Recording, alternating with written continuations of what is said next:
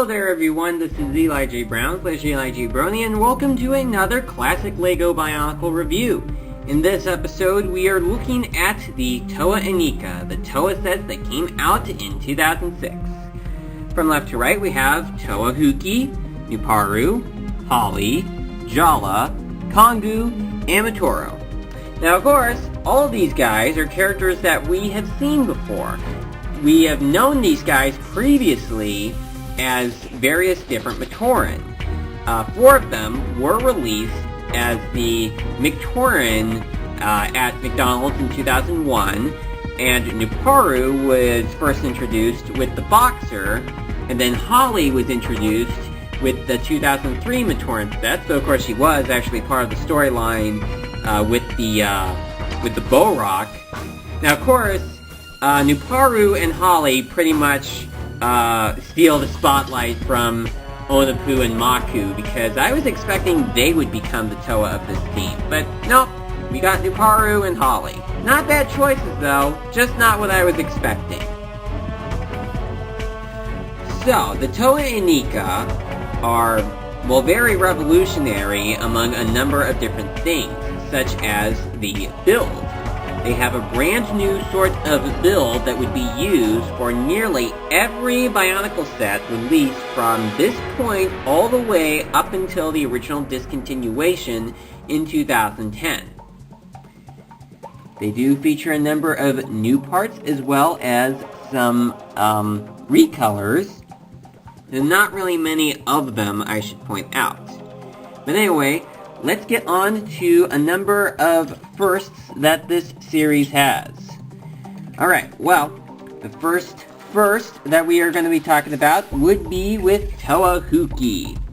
And what is a first that he brings in? Well, he is a Toa of Stone. But what color were Toa of Stone originally?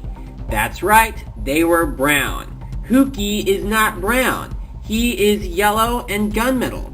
This is the very first time in which we get a Toa of Stone that is not brown. And this was just unbelievable when I saw the images of the Toa Inika online. Well, of course, I think I first saw the prototypes on bzpower.com, but still, whether it be the prototype or the final version, Huki was yellow and gunmetal and not brown, like his predecessors were.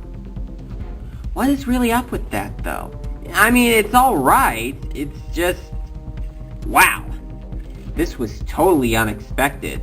I bet a lot of other fans could not believe this, having a non-brown Toa of Stone. And this also indicated that Toa of Stone, as well as Matoran of Stone, could be yellow and gunmetal. Although yellow mostly, and also Huki's canister lid was yellow. Although they probably could have had anything that we see in gunmetal here, except the launcher though, be in brown. That probably would have worked out, and he did actually appear in that sort of appearance in the Bionicle Heroes game, or at least the beta version of it did. Not sure about the final game, because I have not played the final game.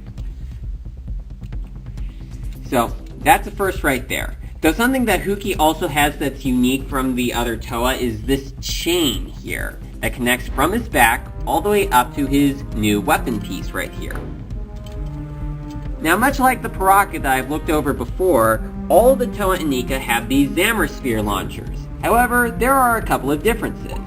Well, for one thing, they are not all green like they were before. This time around, 2 Toa, Huki and Nuparu, have red Zamerspheres. Holly and Jala have green Zamerspheres. Now I'm going to point out the Zamerspheres I am using here are the Zamerspheres from the Paraka. The original sets actually used a completely different shade of green, but I lost a number of those, so I went ahead and used the green ones from the Paraka sets instead. I don't think it really makes much of a difference anyway, considering the variations of the colors. And, let me move Jolly out of the way over here. And Kongu and Matoran have blue Zamerspheres in their launchers, too. Now I am also going to point out that it actually would vary as to what shade of color the red Zamasphere launchers would be for Huki and Nuparu. Like, sometimes they would probably be in red and sometimes be in yellow, kind of being in a complete yellow. For me, most of the Zamaspheres for Nuparu were yellow, but there was one that was a little more red than the rest, while Huki's was all yellow. And of course, I did not really like that. I really preferred for them to all be red, just as the box suggests to you. So, along with getting some more red Zamasphere launchers off of Bricklink, and some of them are actually in a solid color, not the originals that would have been included here, some of these new Zamasphere ball pieces that came out with some of the Hero Factory sets, went ahead and used those, because I think that they work out a lot better than what I had originally. Now, the thing here is that most of them, 5 of them, have the Zamasphere launchers in their hands. However, Nuparu is the exception here. You see, Nuparu's Zamasphere launcher is connected to his back instead of in his hand like the other Toa. The reason for this is because Nuparu has these claw pieces on his hands. Well, it makes sense considering that he is a Toa of Earth, and the original Toa of Earth, at least the original release as a set, this being Onua, did have claw pieces. And I really wonder why they actually did this. I mean, they do look pretty cool, and they do make Nuparu look tough. And you know, it was smart that they did this, having the Zamasphere launcher be attached to the back instead of in his hand. So that was good. Alright, so now, we're going to be talking about some unique features that the Toa Inika have. Firstly, their masks. Their masks are all in a rubber, rather than the original plastic. And they are unique among the Toa Inika, as no Toa, or any set for that matter, before or after the Toa Inika would feature this. They all have this rubbery mask, which underneath is this headpiece that is mostly limeish green with a bit of white underneath here, with no actual face showing. I did hear that some people did not really like that, and to be quite honest, it doesn't look all that good unless you have the mask be put on there. In the storyline, it's supposed to be because the masks are organic, and if the mask was taken off, there would be this very bright effect. So pretty much, it just kind of seems like the Toa Inika just cannot wear other masks, because they're just bound to having these masks. Because taking the mask off would pretty much show a bright light. At least, I think that is what the case is. I think it was what was shown in a fan-made movie that somebody made based upon the books. So I think that is canon, though. Although there is something that I should point out. The Toa Inika were originally stated in the magazines to have glow-in-the-dark headpieces. However, when I finally got the sets, I did try to have the heads glow in the dark, but I was disappointed to find out that they didn't. So why exactly was that the case? Were they originally meant to have glow-in-the-dark headpieces and they just scrapped the idea, but by the time they did, the magazine that stated that their heads glowed in the dark had already been released? Or did they discover after releasing said magazine that they can't make the heads glow in the dark? It's just real disappointing because I really was looking forward to seeing these headpieces glow in the dark. And I honestly don't see any reason why they would scrap the idea. However, a thankful thing that was not scrapped would be the light-up sword pieces. Now, I don't think that they all work anymore, although unlike with the Paraka light-up eyepieces, you can replace the battery in them.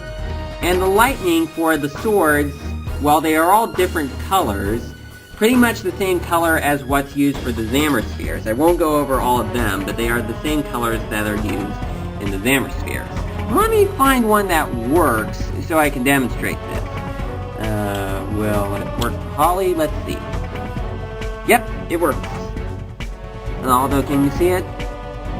Yeah, I think you can see it pretty well. That is how the light-up sword pieces work on these sets. So that's pretty good.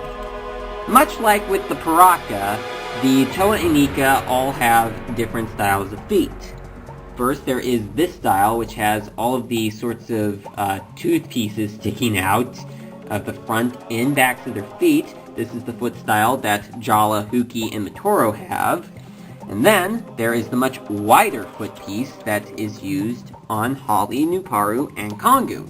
Interestingly, any Toa that has these foot pieces has only been released as a Matoran one time, while the Toa that have these styles of feet pieces have each been released as a Matoran 2 times. I don't know if that was intentional or if it was just a coincidence. Another thing that make them different, although they do share some of these features, would be the main body armor. They each have, well, there are 2 different styles of main body armor. First, there is this sort of thinnish main body armor that's used on Jala, Holly, and Kongu, and then there's the much wider one that's used on Huki, Nuparu, and Matoran. Now for the discussion on the color schemes.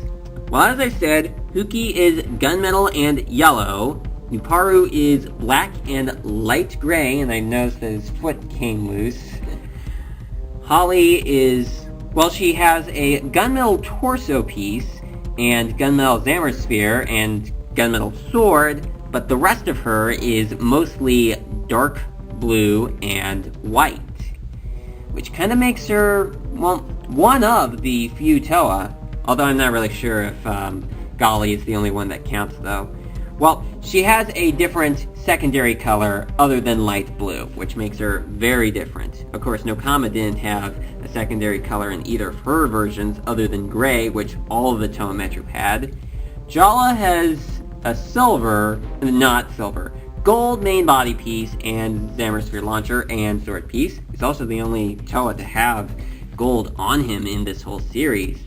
And his main color is the Metro Red, and the secondary color is a very light, translucent orange.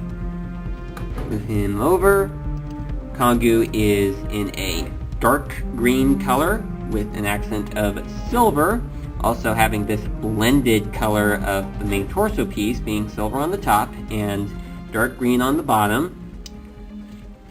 And Matoran is, well, he has silver on him, of course, but he also has white and translucent blue. Alright, well, oh, and I should also point out that although I built them to be like this, Kongu and Matoran's shoulder armor is actually slightly higher up, as it's actually supposed to be connected to the middle pinhole.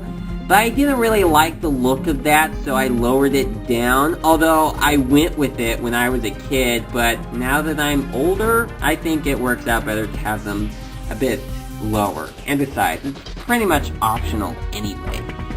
Alright, let me bring them all in and give my closing thoughts.